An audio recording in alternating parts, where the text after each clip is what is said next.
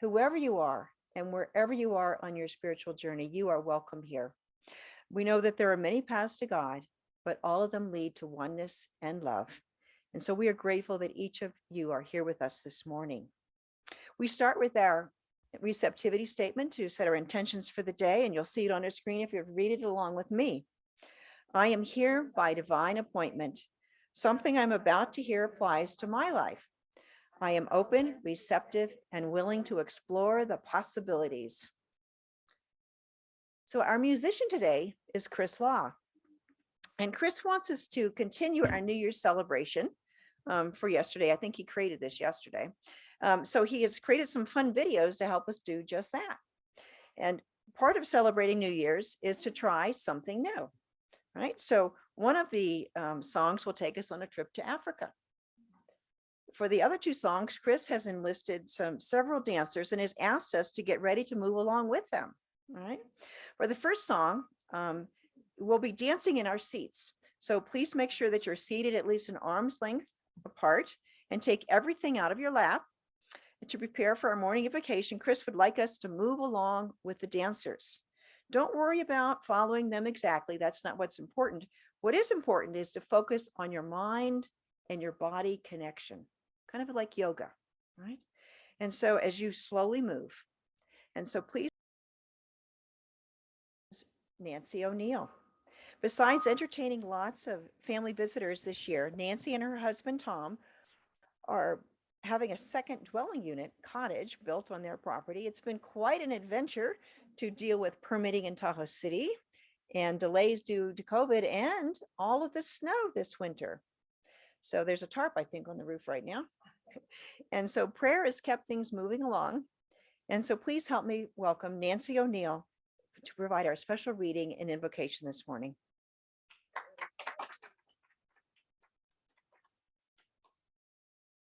I can take this mask off for a minute.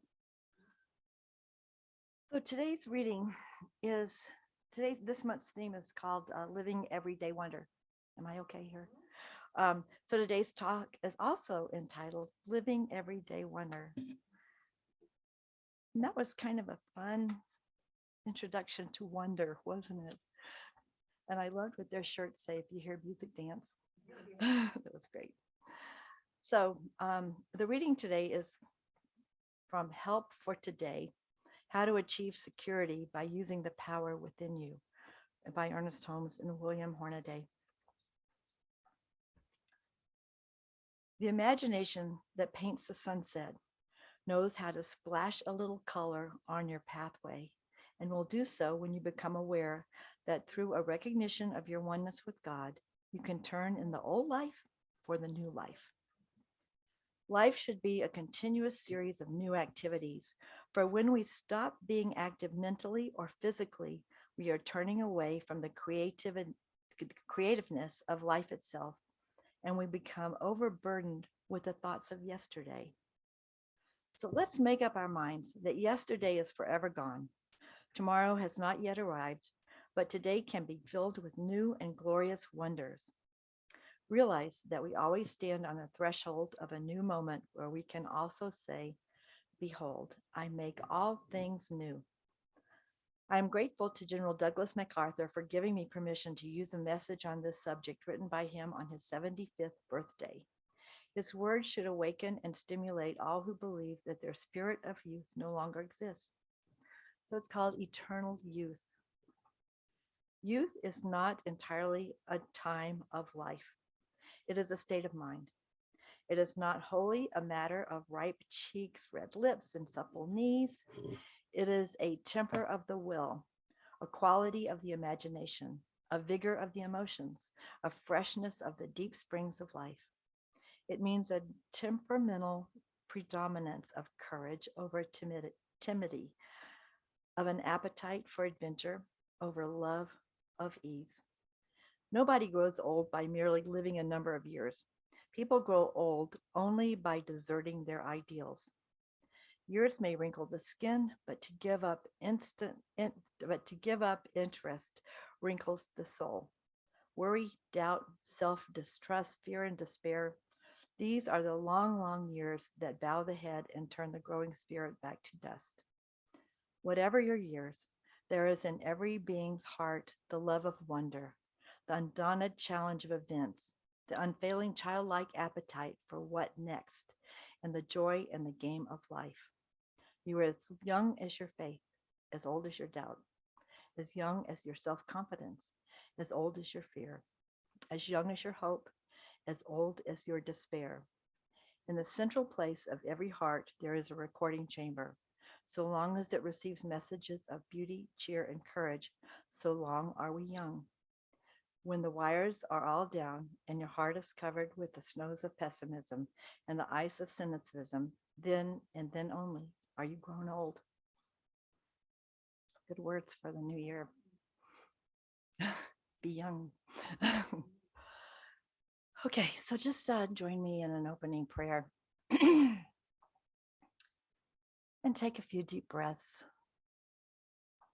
It's always that breath of life and how grateful we are for life. And I just think about my husband's New Year resolution. It's always to see 2023. And so just preparing ourselves for the year ahead with all the possibility that is lying there, with all the newness that just turning a month over in the calendar brings. We think of that with open minds, with open hearts, allowing what comes in to come with acceptance and love and harmony. And so in this time and space where we are together this morning on the second day of January in the year 2022, I just know for everyone the love and the beauty and the life that is God's life, that is your life, that is my life now. And so as we think about that, we think about our service this morning, and we think about those words that I just read about youthing, about keeping our minds open, about being open to joy and love and laughter. I just know that this year is going to be one of incredible possibility. And so in knowing that, I just let this word move out into that universal presence that is always saying yes to my word. So we say that together, and so it is. So we get now to listen to another performance by Cris, artist dancers, I guess. This is the cover of Whitney Houston's song called One Moment in Time, and it's performed by Cris. In that song, One Moment in Life, that Cris sang for us, he sang, I want one moment in time when I'm more than I thought I could be. We all want to live life in all of its fullness and to experience its highest possibilities. It seems that human beings always they have this innate sense of wanting that there's something more, that they're part of something greater. And that's what we're searching for. It's why we look for spirit, for God, and whatever, however it comes to us. But we know kind of innately that we're part of something greater than ourselves, or we want to know it. We want to know it. And so I'm excited about the CSL Global themes this year, a living everyday wonder. It's also the topic for today. And what is it that's something greater than ourselves is, right? How can we experience that greater something in our lives? And when we live our lives from living everyday wonder, we'll be studying this from all different aspects all year long, right? So this morning we're having an introduction. And there is a whole lot of wonder going on in all around us. It's life itself. And when we're curious, we make direct contact with it, right? It's in our daily life that we encounter the divine. The wonder of spirit is everywhere. We can't escape it, even if we try, because we're inseparable from it, with it. It's our truest essence in our heart of hearts. That is who we are, that one with God, right? One with all the universe, one with each other. And so when we become conscious of it and live in our awareness of it, our daily experiences become opportunities for transformation and for our individual and collective evolution. So today, let's look at each part of living everyday wonder. So let's start at the beginning. Who are we? Our Science of Mind Declaration of Principles states that this one manifests itself in and through all creation, but is not absorbed by its creation. The manifest universe is the body of God. It is the logical and necessary outcome of the infinite self-knowingness of God. So God, in order, infinite, everything, in order to see a part of it, it separates it out visually to see an individual piece. Like you take a drop of water or a cup of water out of the ocean to see and study the ocean. So each one of us is that little experiment to see what is God apart. But we're all different because we're the same, but we're different at the same time, right? And we are each individualized expressions of the one life that is God.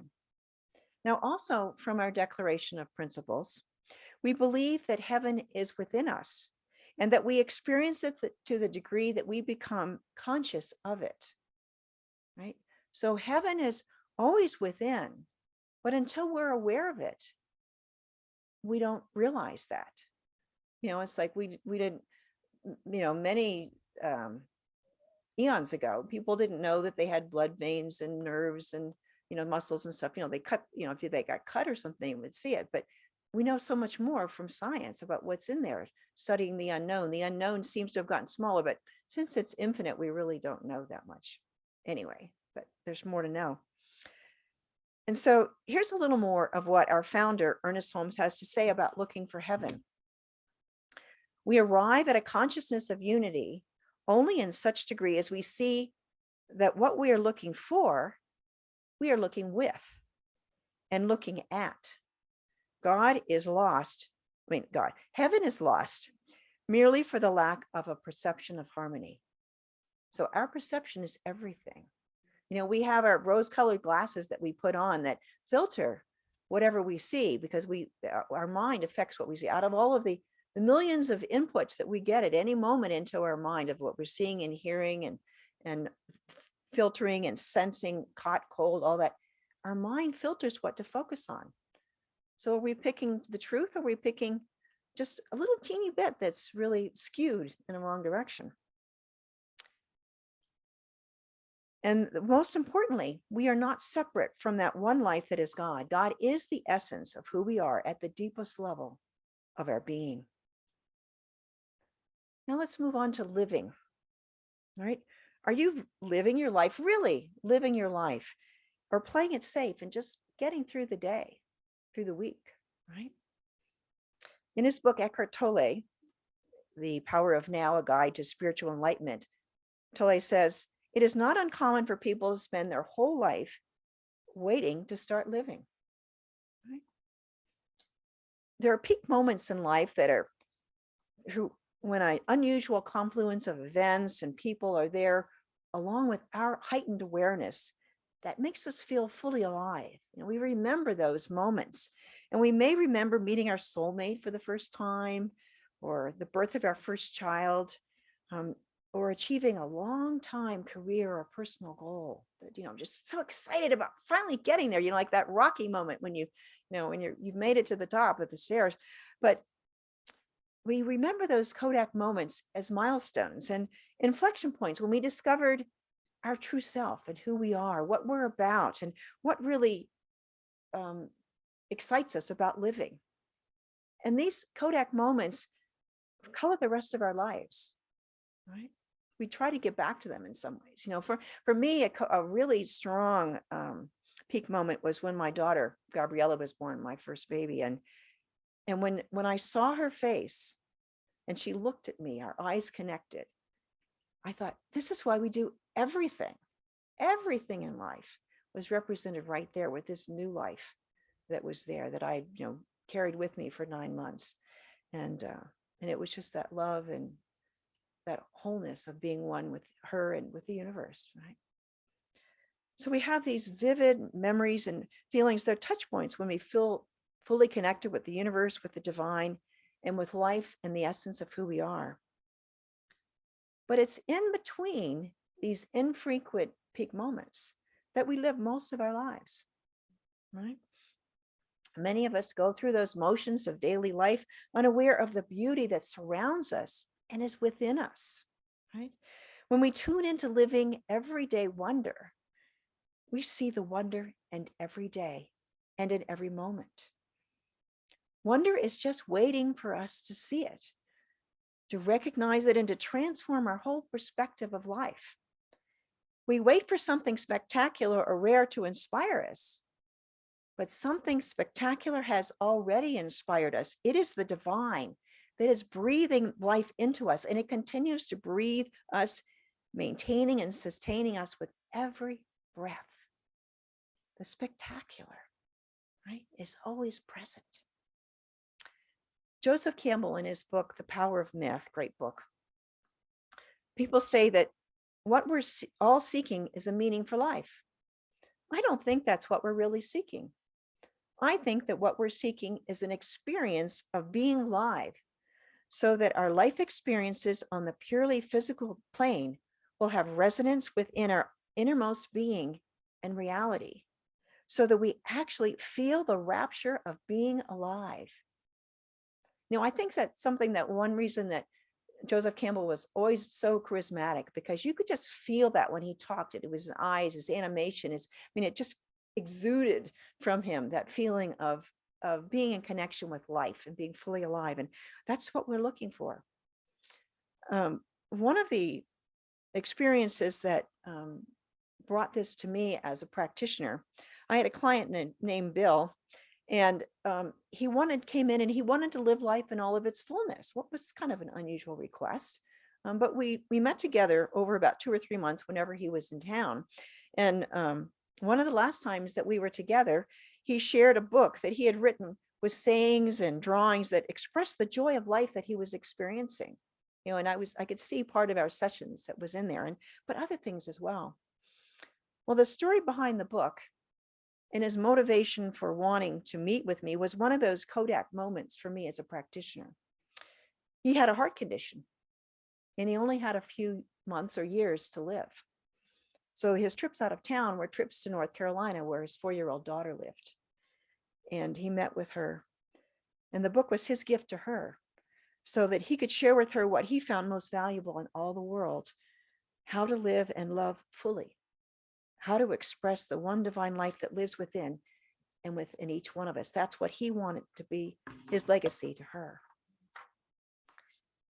So I didn't know that when we were working together originally, but that's what he wanted, and he did it, right? Robert Browning talks about it in his poem Paracelsus. He says, to live and to really experience life, to know that truth within us, to know rather consists in opening out a way whence the imprisoned splendor may escape, rather than effecting entry for a light that is supposed to be without and letting it in. So it's already within us, and we're letting it out. Right? There's, you can see someone's eyes. You can look at Betty White. What did she have that came through her eyes and her whole being? It was life. She let that splendor out, and regardless of age, people loved her, and that's why, right? So life is meant to be lived. Living is a verb that requires our conscious and active participation. And without action, application, and practice, we aren't living. We are merely existing. So living is the first part. Now we move to everyday wonder. How do we live fully in between these peak moments? Mary O'Malley wrote a great book called What's in the Way is the Way. And she says something very extraordinary is happening here. There are no ordinary moments in your life. Think about that. No ordinary moments in your life, unless you make them that way. Paulo Coelho wrote a book called The Alchemist, and he said, the world is only the visible aspect of God. And what alchemy does is to bring spiritual perfection into contact with the material plane. As within, so without at the same time. Alchemy is recognizing the extraordinary is inherent within the ordinary. It is the revealing of what is already present within. It's just like the butterfly exists within the caterpillar, right? Awe and wonder are present in modest, ordinary things. One form is transmuted into a higher form as its truest essence is revealed. The ordinary is really extraordinary. So, as an example, think of a pine cone. And out of that pine cone, take a single pine seed. And as you look at that pine seed, know in that seed is the future seedling, and it is that young tree. And what is that young tree going to become? It might be a Christmas tree adorning someone's home. We have a beautiful Christmas tree here in the center. It's so beautifully decorated. Could be logs for a fireplace. Could be part of a home that's being built. Or it could be a tall and stately 100-year-old pine tree that is towering over the landscape and glistening with a new coat of that shimmering white snow. Right? We don't know, but it's all there in that little seed from the beginning, right? But Spirit knows what's to unfold. There is no time or place in Spirit, but it's all there, right? And so when we stop and see everyday wonder with new eyes, that is when we live fully. Ernest Holmes said, that which today seems to us supernatural, after it is understood, will be found spontaneously natural, right? Things that we thought were miracles, we explain with science now. Well, there's still this miraculous in everyday life. With a bit of practice and creativity, seeing the world with curiosity becomes a natural part of our worldview, our second nature.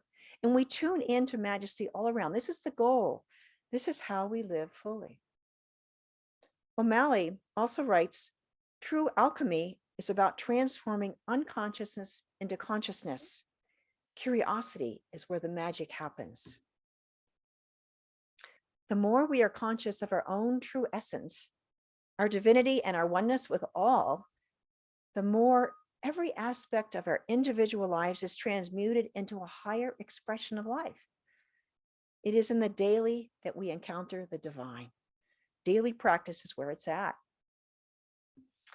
One of my favorite memories associated with the holidays and New Year's in particular is tamales.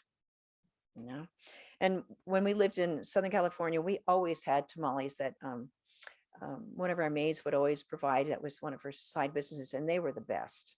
Awesome. But when we live consciously, moment by moment, our lives are transformed. And so let's look at the story of those tamales, right? The cooking is something we do in everyday life. You know, you can make tamales year round, but the Christmas and holiday tradition was for the family to come together, a whole kitchen full of people and all the different parts of these, you know, making hundreds of tamales in one time. And so they've got the chicken or pork simmering on the stove and adding just the right seasonings. And there's the mixing the masa into the dough and spreading that dough out on the dried corn husks, and then adding the filling, folding it all up together, maybe tying up another string of the corn husk. And then you enjoy them after steaming and with your favorite salsa, of course.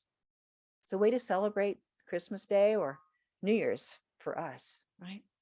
This is the wonderful moment of family tradition, the alchemy of cooking a festive meal with the everyday of cooking, sharing the lovingly prepared tamales with family and friends.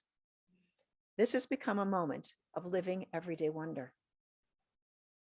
So now this year, we envision a world that works for everyone and all of creation within the CSLs. And our mission at the Centers for Spiritual Living is to provide spiritual tools for personal and global transformation. Personal and global transformation happens in our daily lives and in our everyday experiences. It's important to cultivate a sense of wonder and interest wherever we are, and to appreciate that in the everyday experiences, whether they be play, creativity, emotions, having a physical body, I'm remembering that one, relationships, nature, work, finances, home, and community. Each month this year, we will focus on one of these areas and explore what it means to live every day wonder day to day. Each week will be loaded with fresh insights, timely ideas, relevant suggestions, and practical tools for practicing our living in everyday wonder and for our personal and global transformation. All right. It's going to be a great year. I'm really excited about what they've written. But, my wrist here in my left hand, that I've been practicing. This is a good one to talk, been reading about this week. So what are the gifts in this situation?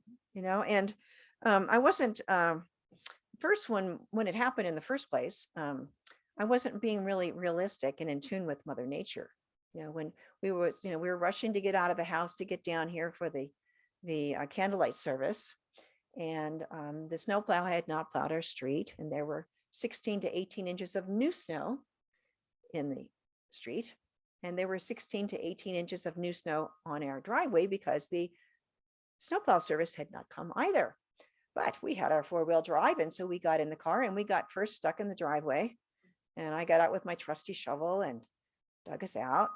And Michael, we got in, and he got into the street, and he's waiting for me to get in the car. And I'm walking through the snow and slipped about a yard from the car and broke my wrist.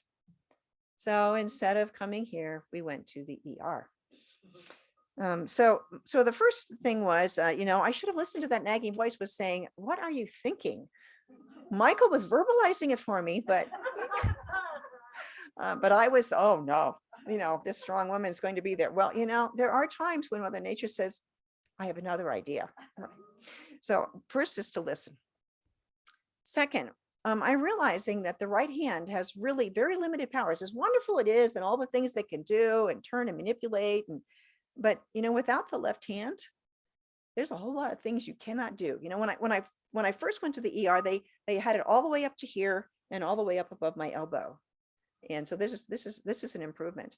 So I had nothing. I had like a lever. That was about all I could do, and it hurt to move that lever. So it was you can't, there's a whole lot of things you can't do. You need both hands to open a little bottle, or a can of cat food, to cut anything that isn't soft enough to cut with one knife or one fork, one-handed.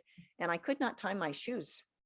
I think you take all these ordinary things for granted. And now the thing that really brought it home though was I had my contacts in when I broke my arm. And so that night I had to take my contacts out to go to sleep. And what do you need? You need 2 hands because you have to do. So my husband and I, we got to practice teamwork. So he was my left hand and I was the right, and he doesn't wear contacts, so he doesn't know the drill. And so we had to really get into teamwork. I think this one, maybe took a few minutes, but this one took about 15 or 20 minutes to get one contact out. So I have my glasses now. You'll see these for a while. But makes you appreciate all of these things that we just take for granted, right?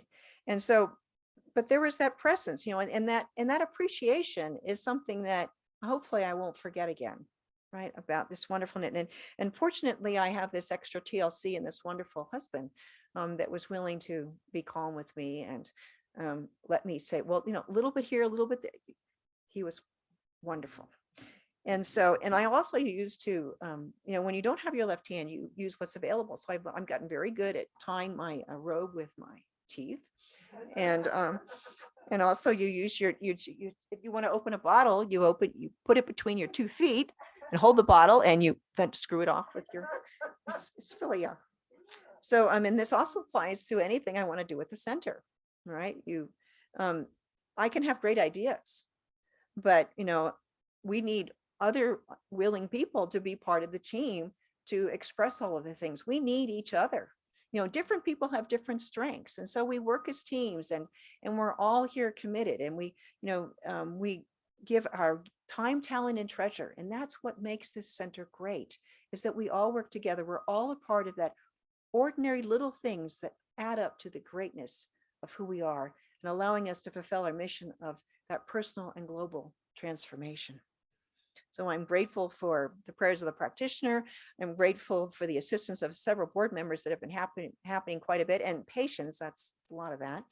And I'm also grateful that next week, Reverend Barb Wally will be our substitute for me next week, so I can recover from the surgery So I'll have full use of my hand. So putting this all together, Guru Nanak, who is the founder of the Sikh tradition, he said, truth is high, but higher still is truthful living. Right? So when we live in everyday wonder, we are living in harmony with that essence of who we are. We're in touch with that essence, with that divine essence of who we are. And that is what we're living. That is living our truth. It's not enough to know spiritual truth. We must live it, experience it, and allow ourselves to be transformed by it and by that process. Spiritual living doesn't just happen on that meditation cushion or on Sunday mornings. Spiritual living is a way of life that happens every moment of every day. It's applying those spiritual tools and principles in every area of our life on a regular and consistent basis. And when we do so, life flows easier, choices are clearer, and seeming miracles are everyday occurrences. There was wonder in every day just waiting for us. And so this month and all year long, we will have opportunities to explore these truths and to live them. And in that quote that Nancy O'Neill read for us this morning from Ernest Holmes, it was from his book called Help for Today.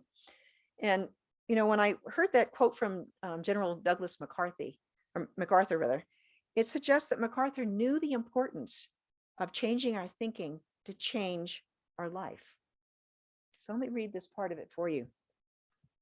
Whatever your years, it is in every being's heart the love of wonder, the undaunted challenge of events, the unfailing childlike appetite for what is next, and the joy in the game of life.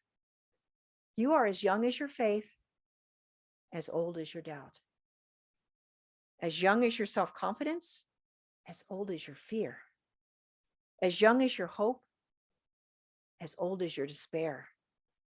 In the central place of every heart, there is a recording chamber. So long as it receives messages of beauty, cheer, and courage, that's your spiritual mind treatment, so long are we young. So I'm going to do something a little different for our prayer today. I'm going to ask Michael Brandman to come forward and help me with this. And Ernest Holmes, in the book Living the Science of Mind, he's written his interpretation of the Lord's Prayer. And so the interpretation I'm going to give you today is that Ernest Holmes's interpretation as it's summarized by a man named Reverend Dr. Tom Sinar, who is one of our professors on the Essential Ernest Holmes, and then also some other things that I've kind of incorporated the two. So Michael's going to read the original version of the, if you can call it the English version, let's call it, of the Lord's Prayer, and I will be reading the Ernest Holmes version. Right in the mic. Right in the mic. The Lord is my shepherd, I shall not want. There is a loving presence guiding, guarding, and keeping us. He maketh me lie down in green pastures. We relax in the midst of abundance. He leadeth me beside the still waters. We flow in the river of life where there is no conflict. He restoreth my soul. We let go of the past and flow into something fresh and clean and new and wonderful. He leadeth me in the paths of righteousness for his name's sake. We are restored in body, mind, and soul because Spirit makes everything new. Yea, though I walk through the valley of the shadow of death, I fear no evil, for thou art with me. Death is but a shadow cast by life. Thy rod and thy staff comfort me. We completely rely on the law of good. Thou preparest a table before me in the presence of mine enemies. We partake of the divine bounty, the gifts of life, including health, happiness, joy, and success in living. Thou anointest my head with oil. We experience complete hospitality, perfect welcome. My cup runneth over. The abundance of God is limitless, extravagant abundance. Surely goodness and mercy shall follow me all the days of my life, Surely goodness will always be available to us, and there will always be mercy for our mistakes. and I will dwell in the house of the Lord forever. Amen. There is a presence and a power that goes with us and is within us forever and ever. The loving presence of the divine spirit and the all-conquering power of the law of good. And so it is. So it is.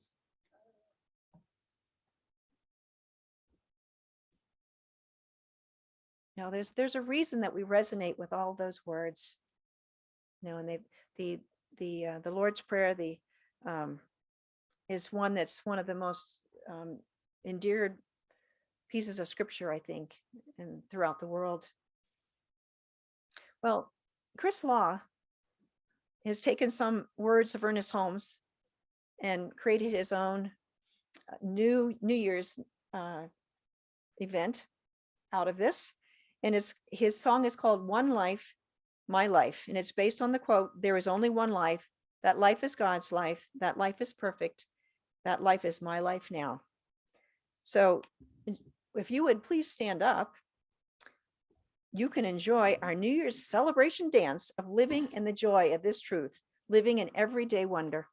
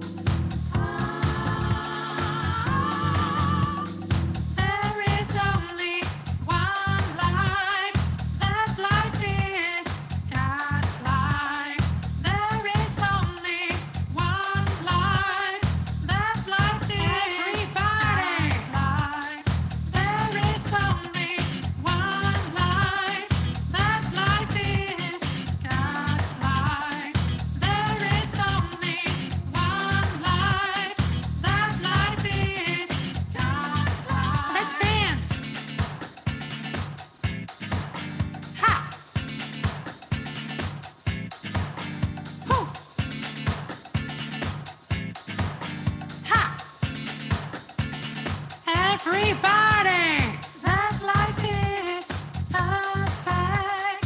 That life is my life now. That life is perfect. That life is my life now. That life is perfect. That life is my life now. That life is perfect. That life is my life.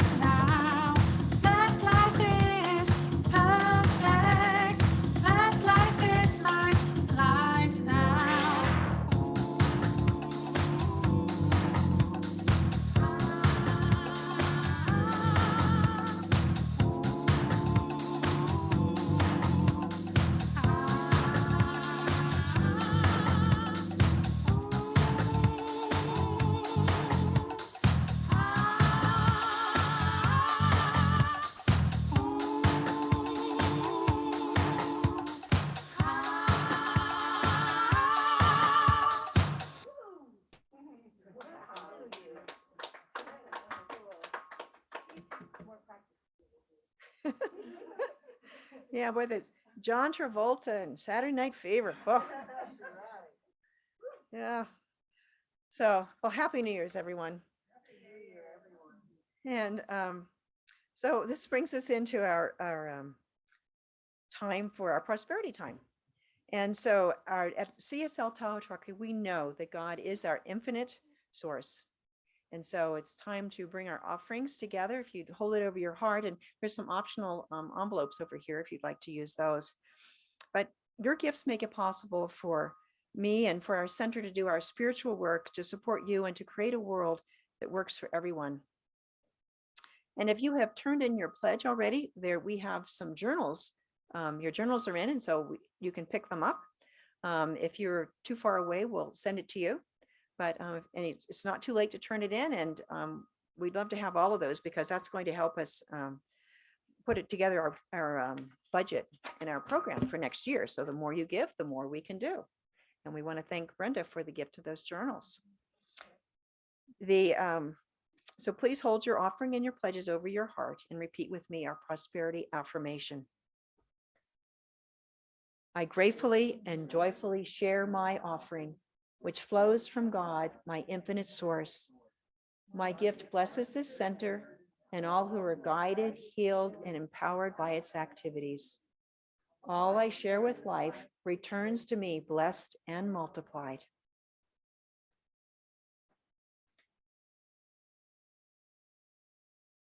So we have I am so blessed. I am so blessed. I am so grateful for all that I have. I am so blessed. I am so blessed. I am so grateful. I am so blessed. I am so blessed. I am so blessed. I am so grateful for all that I have. I am so blessed. I am so blessed. I am so grateful. I am so blessed. And so as we have these gifts and offerings and pledges, we know that we are sharing the infinite divine bounty that comes through our lives and through every part of life, because it is the divine giving to itself and expressing itself in wonder and with joy and with gratitude and happiness. Thank you, Father, Mother, God, for these blessings and for this pathway to share that love and this generosity. And so it is, and so we let it be. Amen. All right. So I want to welcome everyone that's here. If you have a guest that's joining us online, or you can go into the onto our webpage and sign up to get our newsletter, or you can sign up here in the sanctuary. And I also have some thank you notes that I would like to share.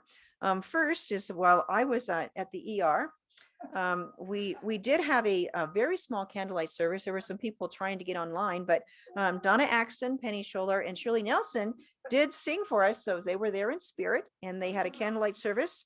They went through the script and sang the songs, and it was really nice, I hear. So so we're sorry that we weren't able to broadcast. Maybe you just lit your own candle at home. And this week, Colleen Akiko she created the Constant Contact newsletter. So I'm hoping you're enjoying. It's got a new look and looks very nice. So thank you, Colleen. And we're also looking for a new part-time office administrator. And if you or someone you know is qualified and might be interested, please contact me or the office. And I hear there's some interest. So we maybe we'll be coming forward with a new administrator soon. So that would be fantastic. All right. So now for the rest of our announcements. So after the service today, please stay on for hospitality. You can stay on with Zoom. We have a computer here. We can talk back and forth, and I think we have a little bit of food here is the center as well. For the rest of January, though, we are going to be all on Zoom, not in the sanctuary. And it's partly because of the snow and people driving, but it's also partly because of the COVID surge. We want everybody to be safe and to be here in February. But we'll be checking again. So, but meanwhile, we're really grateful for Zoom and that technology that allows us to continue being together and practicing spiritual practices together, and remembering, taking this time to remember that God is all there is. So you can find all these announcements and the Zoom links on our constant contact email, on the Facebook page, on this fabulous new website that we've got going. And I think we're going to be getting our videos updated. They're a little behind getting them uploaded, but I think we're going to deal with that backlog this in the next week or two. So next Sunday service, January 9th, will be again on Zoom only. And we'll continue with January's theme, Living Everyday Wonder. And the talk will be entitled Wonder, Wonder Everywhere. Reverend Barb Wally will be our guest speaker while I am healing from my surgery on my wrist. And Colleen Akiko will be the musician, and the practitioner will be Brenda Heldorn. All right. And if you also miss the annual December 31st World Healing Peace Meditation, there we go. It was at 4 a.m. Pacific time on New Year's Eve, so not the most convenient time, but for those of us that got up, the CSL had a really great, when they had 10 practitioners and ministers from around the world that each led their segment of the hour, and people all over the world, millions of people were meditating at that same time for world peace and healing. And so you can watch a recording of that, and you go to the CSL Facebook page and look under videos, and it is right there that you can click on it. Also, the CSL annual spiritual convention is January 18th through the 21st at the Hyatt Regency in Indian Wells, which is part of the Greater Palm Springs area. And you can attend in person or online. And given that I'm dealing with my arm, Michael and I will be also attending online. I think Penny is too. So but it's a wonderful event either way. And then also, we are back in the swing of things with our CSL Tahoe-Truckee drop-in classes. So Thursday, you can participate in Cris Worcester's Tai Chi online class on Thursdays at 3:30. Mary McEnany and Penny Scholler have their online meditation Thursday afternoons, energization at 4:30, meditation at 5. And Sue Pipel's book study, A Course of Love, resumes this Friday at 6:30. Okay, so there's lots going on to support you. And one of the best parts of our center, always here to support us in their heart of hearts, is our practitioners. And so we have if you would like a prayer afterwards, please ask for prayer. And so our practitioner of the day was Nancy O'Neill. Brenda Heldorn is here. Shirley Clark, well, I guess is a retired practitioner now. Michael Brandman is here. I'm a practitioner online. I know we have Carol Delbon, and I think that's all of us. So and if you want to make a prayer request, you can put one in the prayer box here. There's a list of practitioners and contact information here in the sanctuary as well. All right, so this is the time we want to welcome and bless our children, and our children's program that will be resuming sometime in the future when we can all meet safely. So as we have our children on our slide, hold them in your hearts and repeat with me. We see you, we hear you, we love you. You are a gift from God. So we'll be closing with our affirmation, followed by our closing song. So please stay on for our hospitality afterwards. If you would repeat with me, I recognize the extraordinary in the ordinary.